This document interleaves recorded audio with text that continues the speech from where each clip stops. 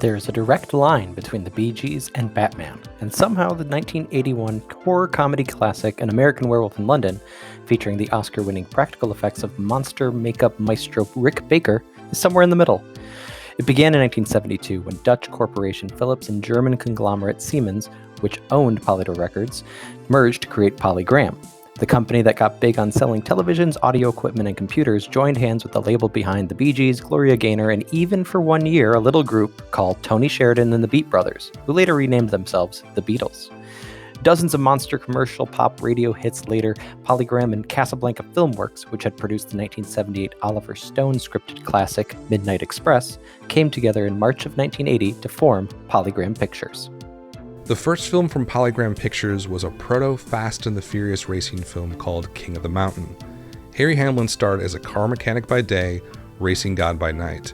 The story was based on a real-life street racing scene in Los Angeles that took over the long and windy Mulholland Drive and turned it into a real life and death race across the Hollywood Hills. Even the gonzo performance of Dennis Hopper couldn't save King of the Mountain from spinning out of the box office, though. The film took in only $1.7 million on an estimated budget of $2 million. Add in back-end deals and hundreds of thousands for prints and advertising, and you have an official bust for PolyGram Pictures' first film.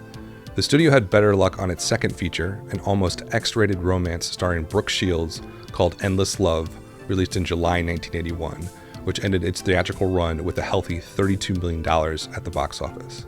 A month later, PolyGram Pictures had their first true box office hit. An American Werewolf in London, John Landis's weirdo horror comedy, made over $60 million at the worldwide box office on a production budget of only $6 million.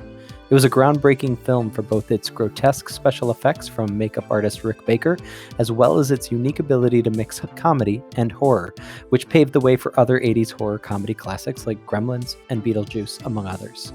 It was also the calling card that led Michael Jackson to ask Landis and Baker to produce what is often called the best music video of all time, Thriller. But later that year, another based on a true story film, The Pursuit of D.B. Cooper, flopped hard in what French Connection director John Frankenheimer called probably my worst ever experience, end quote. He was fired after a week of shooting and 2 more directors tried their best to finish the project.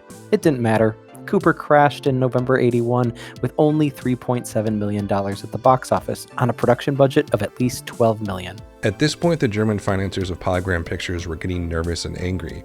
They had initially backed the new studio with $100 million in financing, but by the end of 1981, the studio was burning through cash, having released the horror bomb Deadly Blessing, despite being the follow-up from horror legend Wes Craven after his now iconic freshman and sophomore efforts The Last House on the Left and The Hills Have Eyes.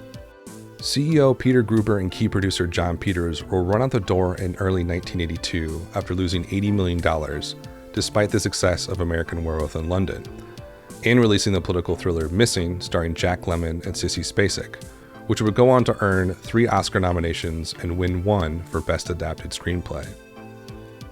2 films left over from the Gruber-Peter years sputtered out in the back half of 1982. The long-forgotten cult drama Split Image, starring Karen Allen and Peter Fonda, and the ice skating drama 6 Weeks with Dudley Moore and Mary Tyler Moore, the latter of which sadly earned the sitcom Idol a Razzie nomination for Worst Actress. With the dynamic duo of Gruber and Peters out at PolyGram Pictures, longtime film businessman Gordon Stuhlberg took over the studio. Stuhlberg was instrumental in getting PolyGram's first blockbuster, Flashdance, made in a partnership deal with Paramount. The mass appeal dance film starring Jennifer Beals was a massive success for PolyGram in 1983, when it made $260 million in today's dollars. But as Flashdance was booming at the box office, PolyGram was being sold off in pieces due to terrible financial dissension by Gruber and Peters, as well as the parent company losing on the 4th consecutive year of declining vinyl record sales. Siemens also started signaling they wanted out of the PolyGram venture as money kept being poured into Philips' risky development of a new optical audio technology called the compact disc. Warner Brothers saw PolyGram's vulnerability and began negotiations about a merger, but both the German cartel office and the U.S. Federal Trade Commission quickly shut talks down over concerns of potentially reducing competition. After a year and a half of no motion picture productions, the Philip branch of PolyGram bought out 40% of Siemens' share and hired longtime Broadway producer Cy Feuer in collaboration with Embassy Pictures to find enough money to make one of the most disappointing movie musicals of all time, the 1985 adaptation of A Chorus Line starring Michael Douglas. Having shelled out over $7 million for the rights 3 years earlier, plus providing another $25 million for the production, PolyGram and Embassy earned back less than half the money they put into it by the end of its run. The other 1985 PolyGram production, this time a collaboration with Paramount Pictures, was not much of a flop, though it is certainly remembered more fondly today than it performed at the box office back then. Jonathan Lidd's madcap adaptation of the Hasbro game Clue, starring Tim Curry and Madeline Kahn, didn't quite recoup costs for the studio, though it would go on to be a beloved cult classic at least, and brought Jon Peters back into the fold as an executive producer, as well as Paramount Pictures, with whom PolyGram worked with to make the massive hit Flashdance 2 years prior. 3 more years passed, and many thought PolyGram Pictures was done for, including Siemens, which finally let go of its remaining 10% share and sold it to Philips, who was sputtering along with the trite and ill-conceived 1988 Dylan McDermott crime drama, The Blue Iguana. The debut feature from the Child's Play director John Landia didn't even break $500K at the box office, despite being the third co-production with the more reliable Paramount. This was followed by the Girl Scout comedy Troop Beverly Hills, starring Shelley Long, a collaboration with mini-major studio Weintraub Entertainment Group that netted a pretty paltry $8 million on an $18 million production budget. Finally, things started to look up for the studio when Goober and Peters officially returned to co-produce with PolyGram via their own company in 1989 for the biggest success of the struggling studio's decade-long stint and the 4th biggest box office hit of the 1980s overall, officially catapulting them into the 90s for a long stretch of assorted critical and financial hits, featuring films from David Lynch, the Coen brothers, Danny Boyle, and many more.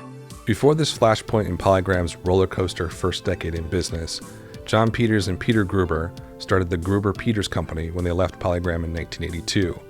And while they also saw their fair share of embarrassing projects, such as the Mr. T starring slapstick mess DC Cab to the Judge Reinhold yuppie comedy Head Office, they also hit it big with The Color Purple in 1985, The Witches of Eastwick in 1987, and Rain Man in 1988.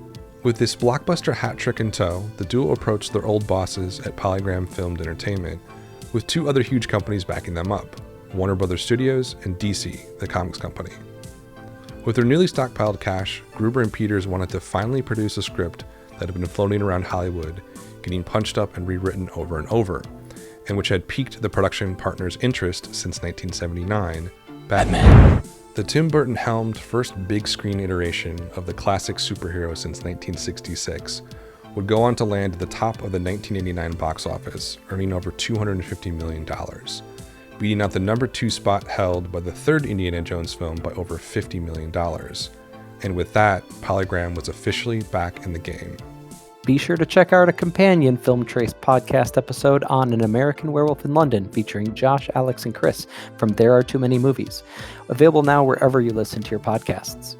We'll be back with a look at PolyGram in the 1990s soon, and expect more video essay deep dives into the tumultuous histories of production companies if you subscribe to the Film Trace YouTube channel.